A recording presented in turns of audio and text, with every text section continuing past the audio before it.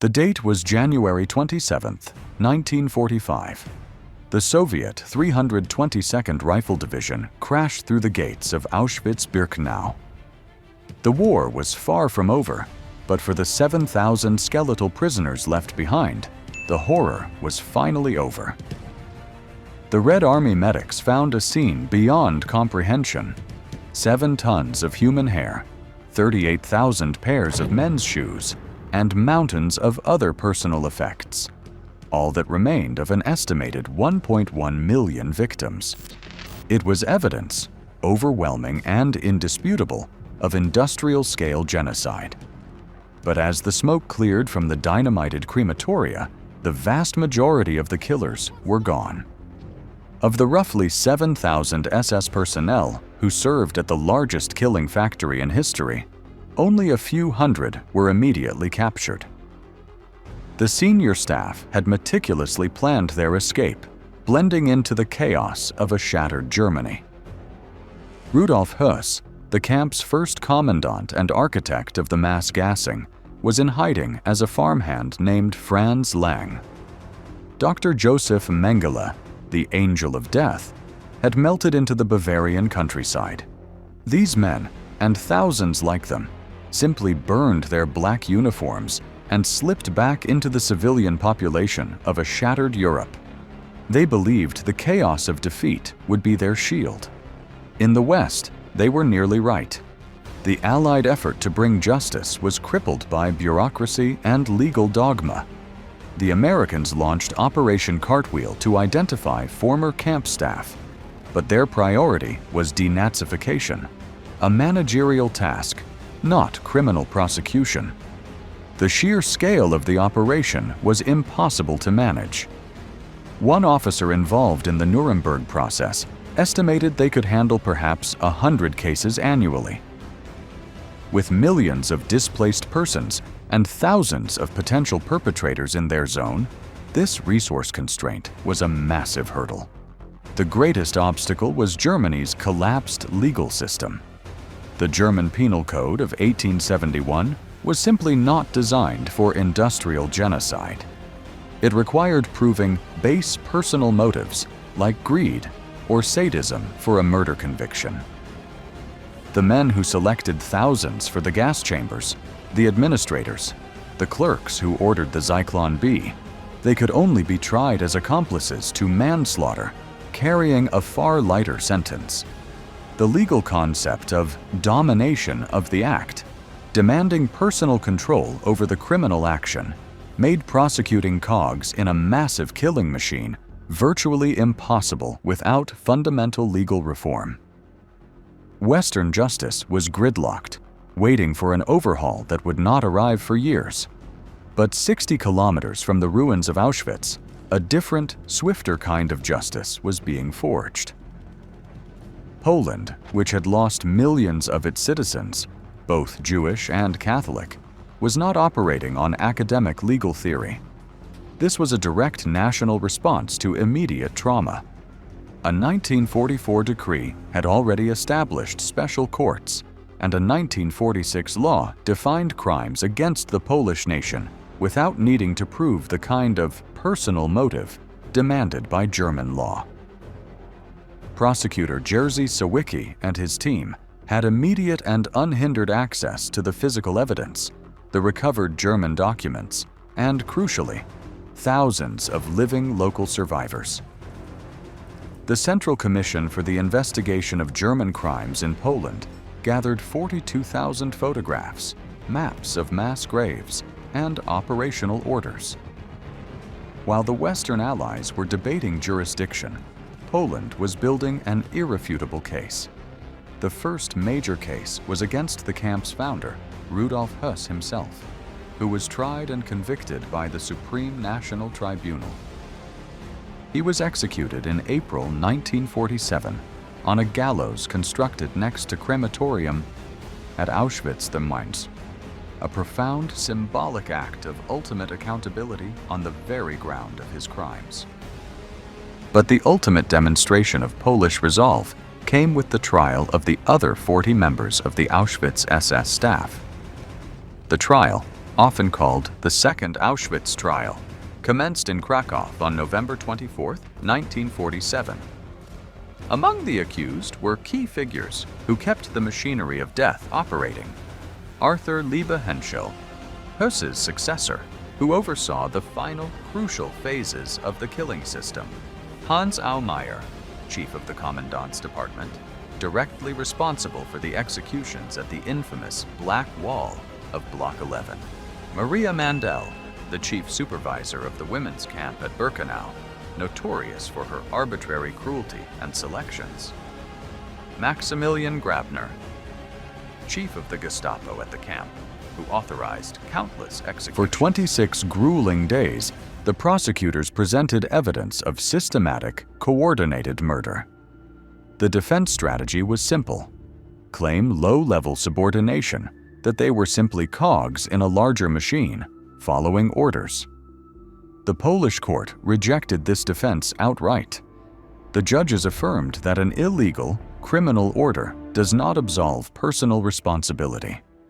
Auschwitz functioned as an integrated system, and everyone who consciously supported that structure was responsible for the entire crime. This was a judicial principle far ahead of its time. The verdict was delivered on December 22, 1947. Of the 40 men and women brought before the court, 23 were condemned to death. The remaining received long prison sentences.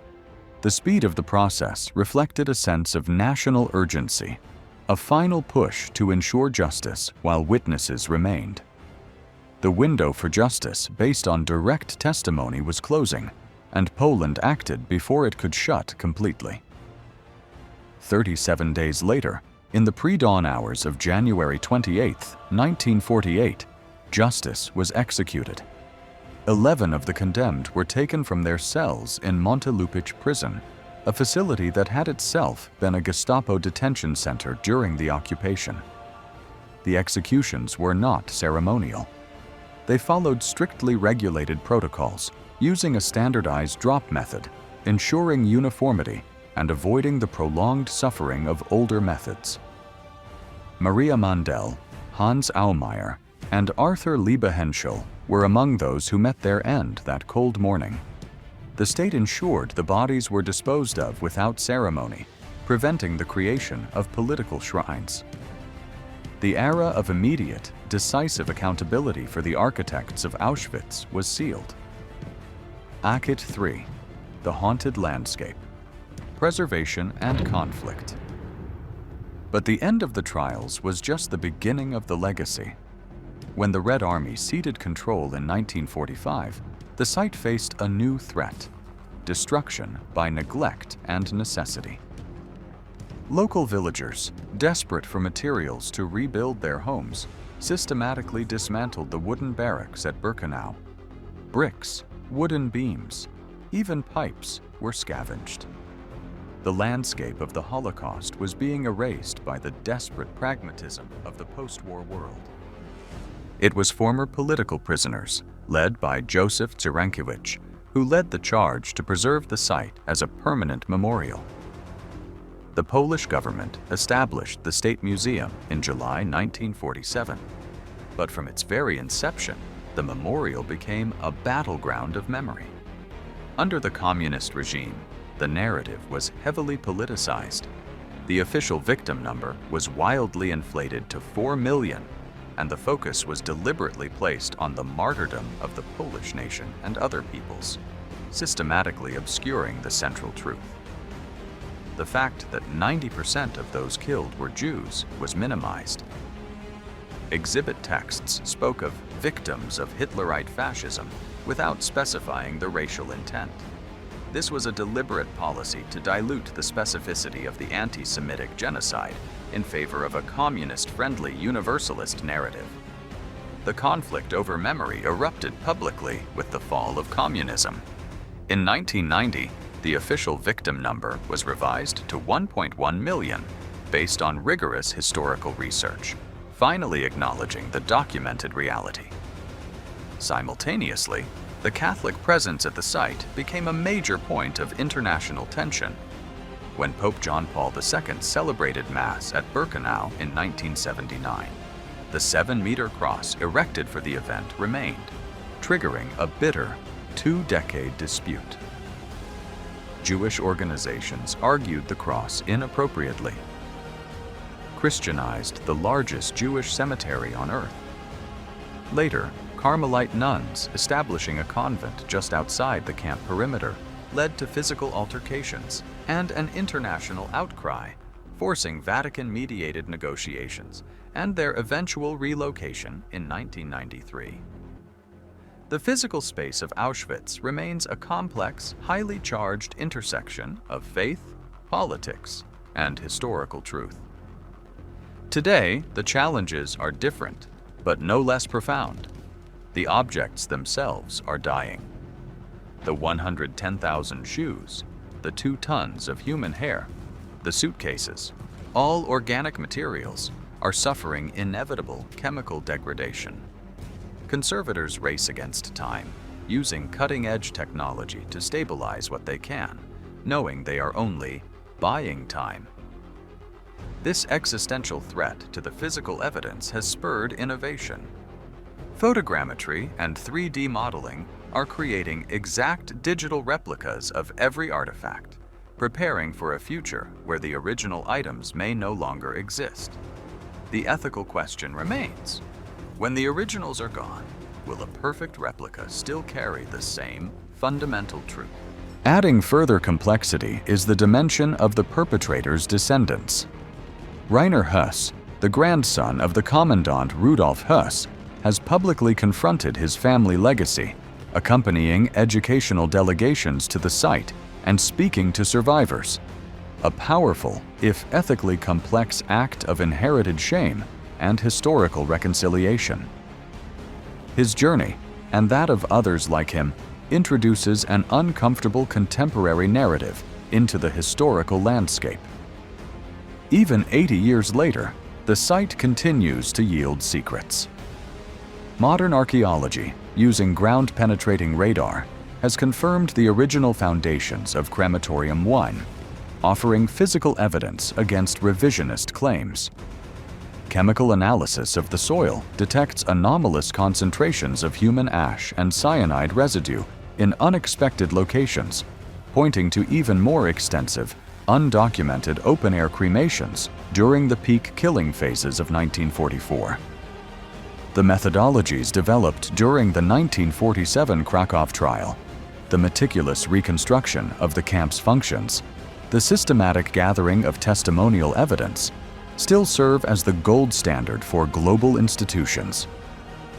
The 3,000 pages of trial transcripts led to the identification of previously anonymous SS guards through facial recognition software, resulting in belated prosecutions decades later.